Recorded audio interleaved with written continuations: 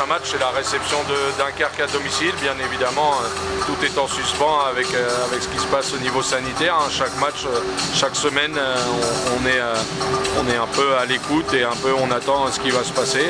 Donc voilà, donc là on va récupérer, on va rentrer à la maison, analyser ce qui s'est passé et revenir plus fort la semaine prochaine pour les entraînements et préparer la réception de Dunkerque.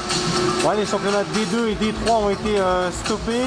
Il y a un vrai risque jeudi, tout s'arrête. Est-ce qu'on en parle de plus en plus? Oui, on en parle de plus en plus. Il faut être honnête, aujourd'hui ça tient qu'à un fil. Il y a beaucoup de facteurs et beaucoup de voyants qui sont en rouge, beaucoup moins au vert qu'il y a quelques mois.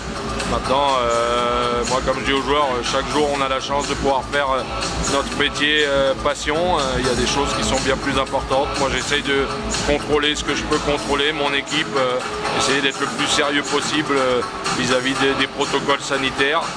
Après, voilà, on est à l'écoute des décisions fédérales et ministérielles par rapport à ça.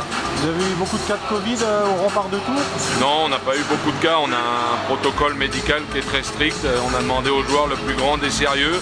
Jusqu'alors, ça se passe très bien et les joueurs font vraiment très attention. On essaye de vraiment tout contrôler. Voilà, mais après, on sait qu'à un moment donné, ça peut aussi nous toucher. Donc, on doit faire avec les décisions qui sont prises. Vous avez des tests à effectuer tous les combien alors à Tours? Nous, les joueurs sont testés toutes les semaines, tous les mardis. Tous les joueurs ont un test PCR.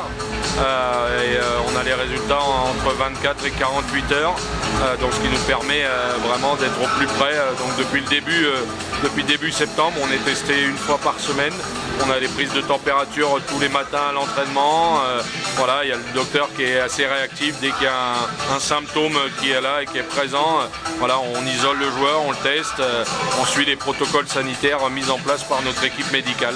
Pour conclure, qu'est-ce que vous pensez du potentiel d'Épinal?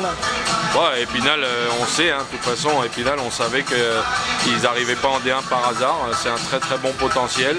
C'est un club qui a une expérience de la Magnus, qui a la volonté de reconquérir, qui a un public qui pousse derrière, avec une belle enceinte sportive. Donc voilà, ils ont fait un excellent recrutement.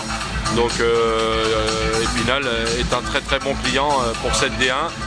Cette D1 est très homogène, donc Épinal rentre tout à fait dans le moule et on va dire voilà, c'est une demi-surprise leur début de saison, mais au vu du recrutement, de l'équipe qu'ils ont et de l'expérience qu'ils ont du haut niveau, c'est pas totalement surprenant.